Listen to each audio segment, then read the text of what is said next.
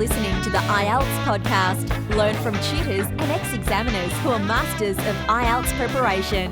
Your host, Ben Worthington. Recent General Task 1 letter questions and answers and sample essays, or sample letters is probably the better way to phrase that. In this tutorial, we've got 3 questions seen on the exam by students very recently, and we are going to just basically walk through how we can answer them, the phrases, the tone, the register, and how to attack it and how to write it. Now, if you've been listening for a while, you probably know that, in my personal opinion, this is probably one of the easiest. The reason it's one of the easiest of the writing tasks is because we are expected to use common phrases. These phrases range from, please find my CV attached, don't hesitate to ask if you've got any more questions, I'm writing with regards to all of these. And you can find them on our website. We've got a full list of them. Phrases for letters of complaint, letters of job application, all of them, all the different types that can be expected. Let's jump into the first one. As I said, we've got 3. One is formal, or maybe, the second one is probably neutral, and then the second one is a little bit informal or neutral. And we'll start with the formal one. So write a letter to your manager about your work from last year.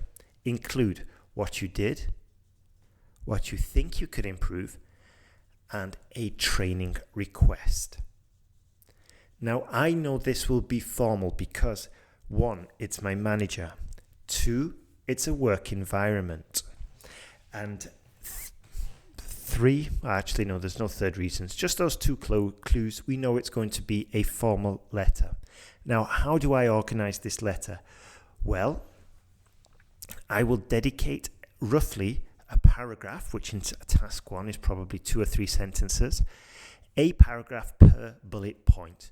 This way I can be sure to get full points for task achievement. And I'm going to use that as my structure. That's the most straightforward way to organize your writing for task 1.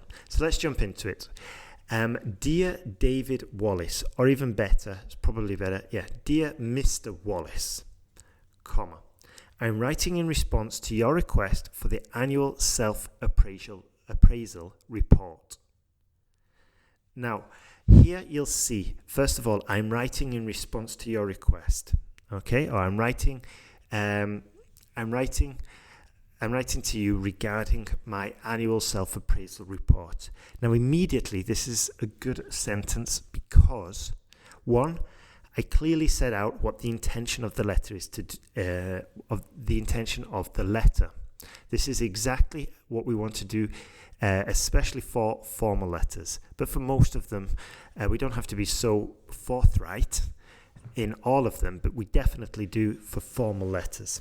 So I'm writing in response to your request for the annual self-appraisal report. Now, the second reason it's a good opening sentence is because I'm not taking words from the question, okay? I know that a report about my work or a letter about my work is basically a self-appraisal. It's an appraisal. It's basically a request for an appraisal. And this is topic-specific vocabulary. Also, I didn't mention last year, I said the annual self-appraisal report. And it's quite straightforward. Once again, in the next paragraph, I'm not going to use last year. I'm going to say over the last 12 months. This is basically using synonyms for year so I can improve my lexical resource score. So over the last 12 months, I've managed to reorganize the entire accounting department by promoting Mr. Kevin Malone to a leadership position. Once again, lots of topic-specific vocabulary accounting department, promoting, leadership, position. It's absolutely packed with company vocabulary. In this case, HR or human resource vocabulary. And also you'll see that I'm explaining in this paragraph what I did, which is exactly what is required from the task brief. Next sentence. Miss Angela Martin has been transferred to become the product lead for the new range we launched. Again, more company talk, transfer, product lead, new range. So it's all very topic specific. Furthermore, to improve efficiency, I had to let go of Mr. Toby Flanders because we realised we could outsource his work abroad. Since his removal, the office morale has increased significantly. So again, it's all topic-specific vocabulary, and this whole paragraph is all dedicated to what I did. So what's going to happen in the next paragraph? You guessed it.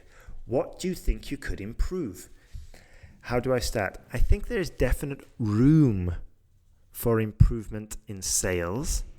So I'm not just directly saying I can improve sales. I'm saying there is room for improvement.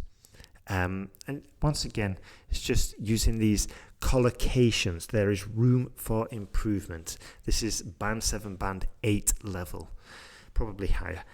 A few employees get, I think there is definite room for improvement in sales. A few employees get distracted too easily. We can solve this by implementing a cubicle system so as to reduce contact between staff. So those who've worked in an office before or who are familiar with this vocabulary, a cubicle is when you have basically the whole office and each desk has its own walls. It's really quite severe and it's quite grim. Next sentence. I also think we could outsource reception and secretary tasks abroad and further cut costs. So maybe I let it slip there because I've repeated I think, and I also think. If I were reviewing this again, I'd probably rephrase that just to avoid repetition. I left it in just so you can be aware and look and keep an eye out for those repetitive phrases that you might find. Also, again, lots of company vocabulary about outsourcing, about reception, about secretary, and cutting costs. Cutting costs is another collocation. Final paragraph, what's going to happen? I'm going to totally respond to the question of a training request, the bullet point about a training request. Finally, I'm willing to implement all the above, but I believe it could be executed flawlessly if I were to receive training. So we've got a hypothetical sentence there that I can just squeeze in to help me pick up points for grammatical range and accuracy.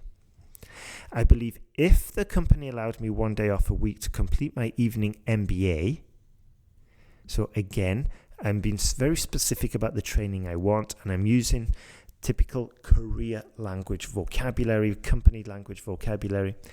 And then to finish the conditional sentence, I would be able to not only save money for the company, but also bring in new, higher caliber team members. So once again, company-specific vocabulary, a topic-specific vocabulary, and it's clearly responding to a training request, which is what the question requires.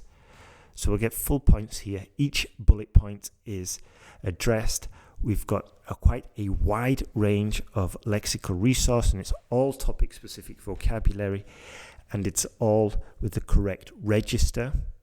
I reviewed this afterwards, and I actually did include a collocation, which I got rid of.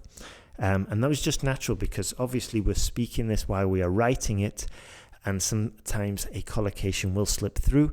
So I changed that, and it's just a good action to take, a good sort of like procedure to follow, in that you review every single paragraph before finishing your work. In my case, I caught this contraction. And as you know, we should not be using contractions for these formal types of letters. Finishing. Best regards, Ben W. Okay, so there's no there's no contractions, there's no informal speak, there's no exclamation marks, there's no direct questions. It's all very dry, very formal, and quite direct. And that is the style that we want for a formal letter. In this case, to our boss. A letter of complaint to a company would probably follow this style as well. A job application will probably follow this style. So this is probably a key factor with General Task 1. Have a look at the past papers, have a look at the sample essays, and you'll be able to see, you'll be able to recognize the tone, the register, and the phrases that are required for each one. Next one. Write a letter to your friend about a job opportunity you came across that they might find interesting. So this is a friend, and this one I wrote in a neutral style, probably a little bit lower than neutral. I've included contractions because it's a friend, but because it's a job opportunity, I didn't sort of like let it all out. I didn't go totally informal because, you know, with your friends, with your close friends, you can be more, this is like a professional subject. It's a professional topic about jobs and career. So I'm not going to be totally relaxed, but it is going to be a little bit more relaxed than the first one. So let's go. Hello, Gareth. I'm using his first name here. Obviously, he's my friend. I'm not going to say hello, Mr. Smith. Hello, Gareth. Hope you are doing well.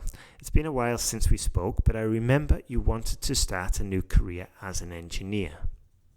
So I'm giving some context here. Even though it's not in the bullet points, I'm just giving some context. It just breaks it up, makes it a bit easier. Well, just yesterday I was browsing the jobs section of the Guardian website and I saw a very enticing job advert. I've never heard of the company, but the job offer seemed amazing. So this is what we talk about with register. Here I've relaxed it a little bit. I've said amazing, which is probably a little bit too strong for if you're writing to your job, if writing to your manager, for example. Also, as you'll hear, I said I've used collocations here, and I just put a little bit of story there. You know, hope you are doing well. That's kind of an informal, neutral way of just sort of like softening it. I'm not starting directly as I would do with the company letter, which is I'm writing in regards to your recent situation of looking for a job. No, that's far too formal for your friends. If you do that, they'll think you're taking the mickey. All right. Also, again, a little bit of story, a little bit more relaxed. It's closer to spoken English. Well, just yesterday, I was browsing the jobs section of The Guardian. Now, in this one, I did get it a little bit mixed up because the second bullet point is how you came across the job opportunity. And the first bullet point is give some details about the job. Now, in my letter, it's kind of the other way around. That's not ideal, but it just seemed more natural. And as long as they are covered, it's okay. But in general, if you can, follow those bullet points and follow them in order. But in this case, it just didn't seem natural to talk about the details of the job and then talk about where I came across it. Anyway, so now I'm going to go to bullet point number 2. Bullet point number 1. Give some details about the job. The offer includes, once again, I'm using different language from the question. I don't say job, I'm saying the offer. The offer includes free training, then on-the-job mentoring, a nice little collocation there, with the senior executives, followed by a free course endorsed by the Leadership Bureau. Plenty of little details here, plenty of topic-specific vocabulary. Mentoring, senior executives, Leadership Bureau. Okay. Also, the financial package was truly exceptional. Again, it's quite strong language, more so for your friend rather than your superior, rather than your boss. Especially considering all the training involved. Maybe a little bit of repetition there, but sometimes we have to repeat it just to avoid confusion. If I keep using synonyms throughout and never repeat the same words, it could get a little bit confusing. With this job, you work 30 weeks a year in the office and 15 at home. So it's quite realistic and it sounds very attractive. You also get a new MacBook Pro, broadband internet paid for, and your expenses are reimbursed for setting up your new home office. Beautiful. So here I did, when I was reviewing it, I added reimbursed because I realized I used paid for twice. So reimbursed is more specific and helps me avoid repeating the same phrases. Final bullet point, explain why you feel the job would be suitable for your friend. Again, I'm not going to use words from the question. How am I going to start this paragraph? Well, I immediately thought of you because I know you love learning and training and have always wanted to be mentored. So I'm directly answering the question now, and I'm just going to add some more details there. It also seemed to tick all the boxes. A little phrase there, it's not informal, but it's not formal. Either it's neutral, but it just shows the examiner that I've got a high level and I know when to use the right expressions. So it also seemed to tick all the boxes for work-life balance, which I know is necessary right now because of your newborn. So again, putting it in context, I just wanted an excuse to use work-life balance because I know it's a useful phrase to help me score around 7 or an 8. And let's put it in context because of your newborn. Anyway, I have attached the link and a screenshot of the advert. I'd apply promptly, though, because it seems like they'll get a lot of applications. Why did I include that sentence? Well, I just wanted to use, I wanted to use the word candidate, but in the end I settled with applications, typical job vocabulary, and also I just wanted to say I've attached the link, just adding a little bit more detail there, a little bit of advice, and you can see I've been using contractions here. It's my friend. I'm not going to have to write out the full construction every time. And then all the best, comma, Ben W. Straightforward. It's quite easy, I think.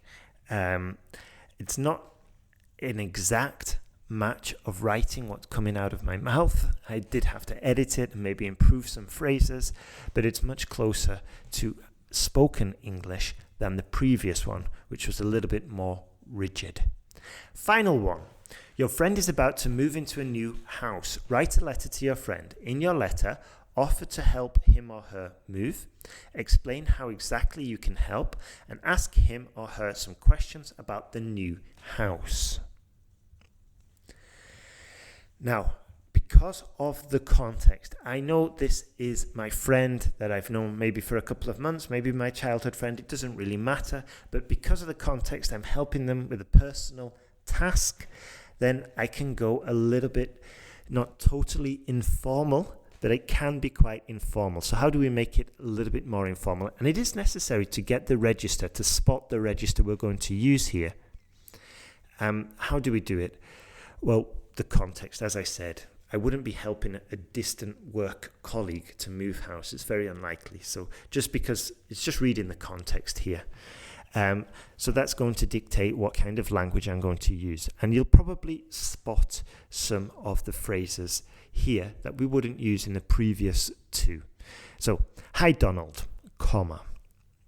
I hope you're doing well and your ankle has improved. I knew it was giving you a few problems.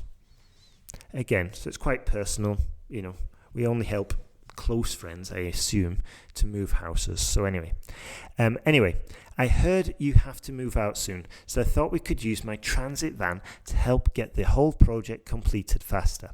Let me know if that's what you need. I'd love to help out. So again, contractions, Putting it in context, I've got a van. I heard because we've got mutual friends.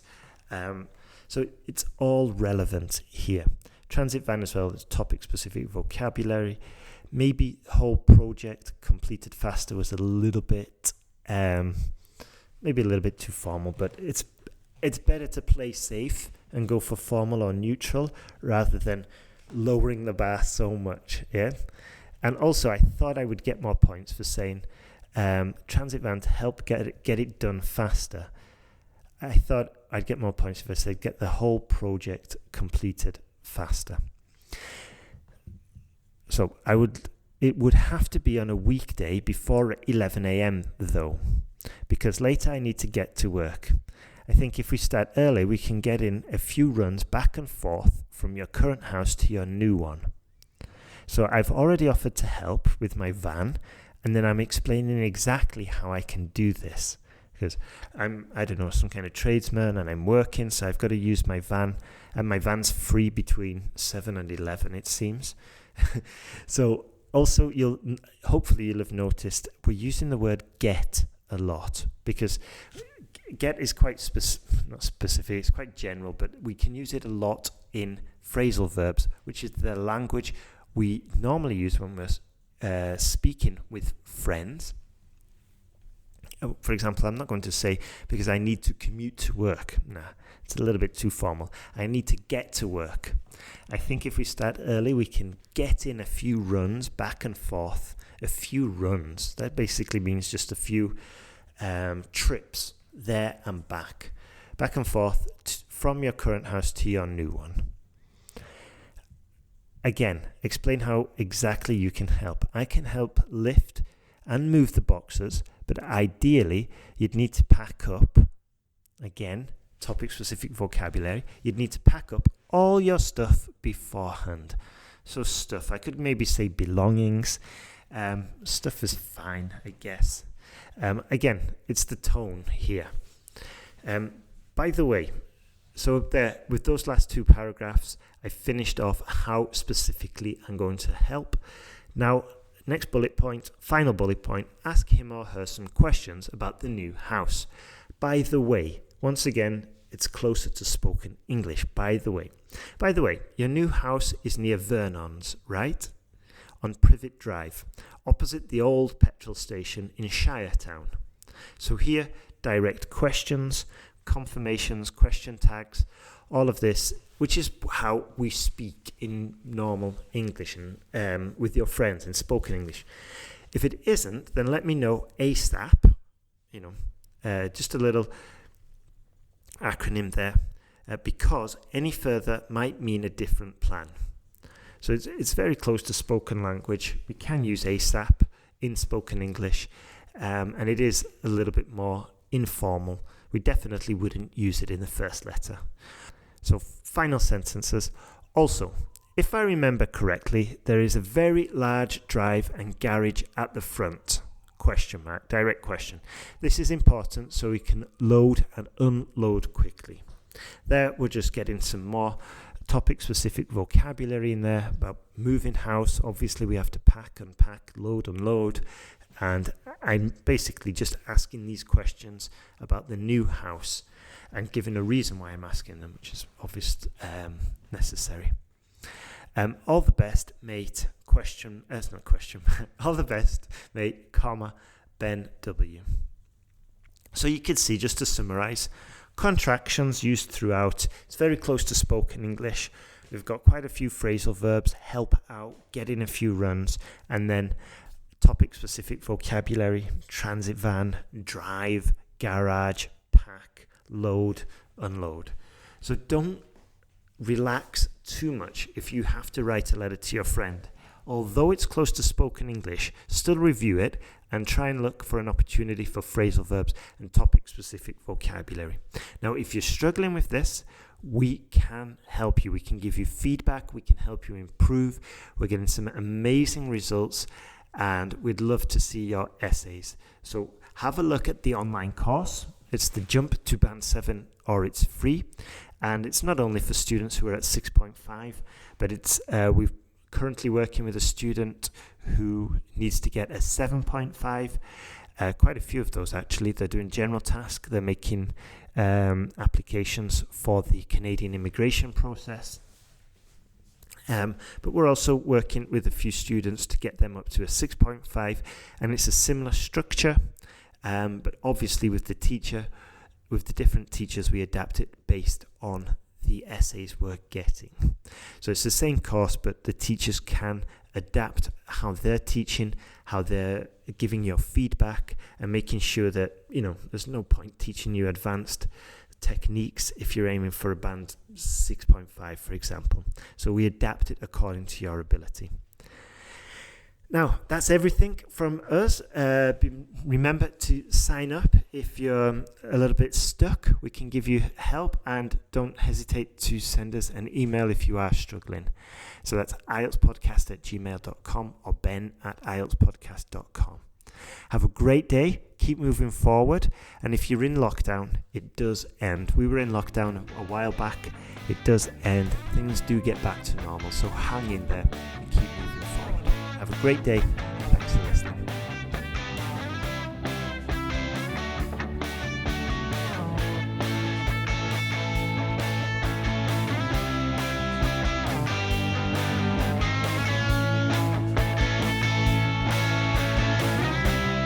Thanks for listening to IELTSPodcast.com.